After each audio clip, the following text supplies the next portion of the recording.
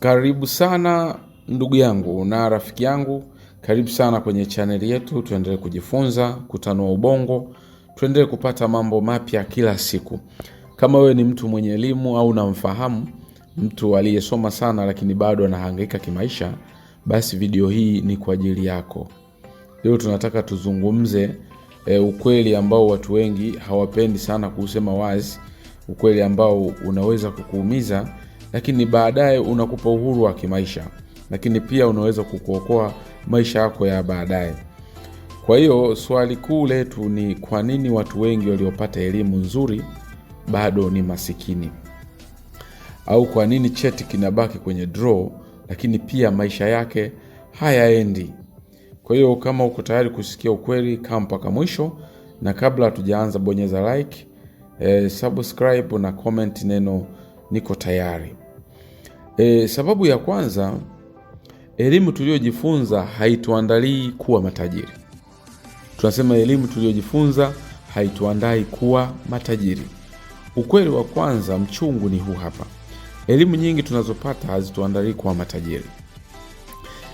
Shuleni tunafundishwa kukariri, tunafundishwa kufanya mitihani, tunafundishwa kutii sheria, tunafundishwa kufuata maagizo, lakini shuleni huku hatufundishwi jinsi ya kutengeneza pesa, hatufundishwi jinsi ya kuwekeza, jinsi ya kuuza wazo, jinsi ya kujenga biashara. Ndio maana mtu anaweza kuwa na degrees, masters au hata PhD, lakini bado anasubiri ajira kwa miaka mingi sana. Elimu inakufanya uwe mfanyakazi mzuri sana, lakini sio mmiliki wa mfumo. Sababu ya pili, watu walioelimika huogopa sana kupoteza walicho nacho. Ukweli mwingine ndio huu hapa. Watu wenye elimu wanaogopa sana risk. Kwa nini? Kwa sababu wameshatumia muda mwingi sana kusoma. Wametumia pesa nyingi sana katika kulipa karo, katika kulipa ada za shule. Wametumia muda mwingi sana na jasho na juhudi nyingi sana. Kwa hiyo wanaogopa kujaribu kitu kipya ambacho hakina mshahara wa uhakika, hakina cheti, hakina title. Mtu mwenye elimu atasema ngoja nipate kazi kwanza ndo mengine baadaye. Lakini wakati huo mtu asiye na elimu anaanzisha biashara ndogo. Anajaribu na kushindwa jambo jipya. Anaanguka na kuinuka tena. Mwisho wa siku mmoja anakuwa na uzoefu, lakini mwingine anabaki kuwa na vyeti tu. Sababu ya tatu, elimu inatufundisha usalama, sio uhuru. Kuanzia tukiwa wadogo tunaambiwa soma upate kazi nzuri, pata ajira salama, usijaribu mambo hatari. Huu ni mfumo wa usalama, sio wa uhuru. Lakini ukweli ni huu, hakuna mtu anayekuwa tajiri kwa kutegemea mshahara pekee. Mshahara una kikomo. Mshahara unategemea mtu mwingine. Mshahara unaweza kukatwa muda wowote. Watu wengi waliopata elimu wanatafuta comfort. Wanataka uhakika wa maisha. Lakini ni watu ambao wanakwepa sana pressure. Lakini utajiri hauji kwa comfort. Utajiri huja kwa hatua za ujasiri na kujitoa. Sababu ya nne, wenye elimu hufikiri sana, hawachukui hatua. Elimu inakupa uwezo wa kufikiri sana, lakini wakati mwingine inakuua kwa overthinking. Mtu mwenye elimu atasema hii idea bado haijakamilika, ngoja nifanye research zaidi, au soko bado halijawa tayari. Wakati huo mtu mwingine asiye na elimu anaanza bila mpango mkamilifu.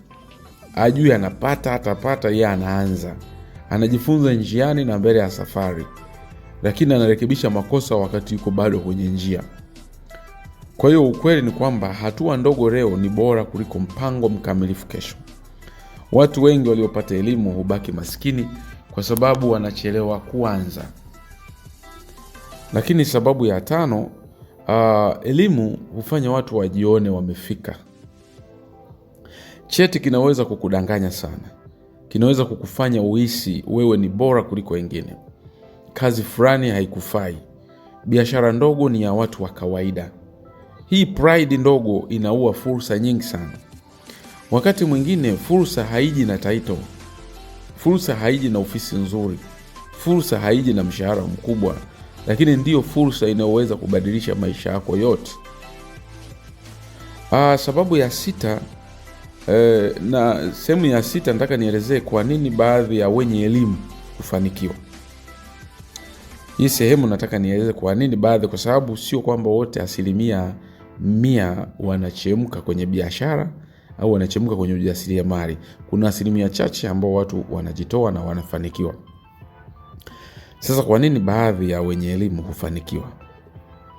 Sio kwamba elimu ni mbaya sana, hapana. Wale wanaofanikiwa wanatumia elimu kama zana, sio mwisho. Wanajifunza pesa nje ya darasa, lakini pia wanachanganya akili walioipata na kuchukua hatua. Lakini pia wanaelewa kuwa elimu ni mwanzo, sio mwisho wa safari. Unapata elimu na mambo mengine yote yanafuata baadaye. Rafiki yangu, ukweli ni huu hapa, hata kama ni mchungu kidogo. Elimu pekee haitoshi kukuondoa kwenye umasikini. Lakini habari njema ni hii hapa. Unaweza kujifunza skills mpya. Unaweza kubadilisha mindset yako. Unaweza pia kuanza leo, hata kwa udogo tu na uchache ulio nao. Usiruhusu cheti chako kikufunge. Kitumia kama daraja, sio kiti cha kukaa. Kama umejifunza kitu kipya kwenye video hii ya leo, basi like, subscribe, share na comment nimeelewa ukweli, na share video hii kwa mtu mwenye elimu lakini anapambana sana kimaisha. Asante sana kwa kutazama. Tuonane kwenye video inayofuata.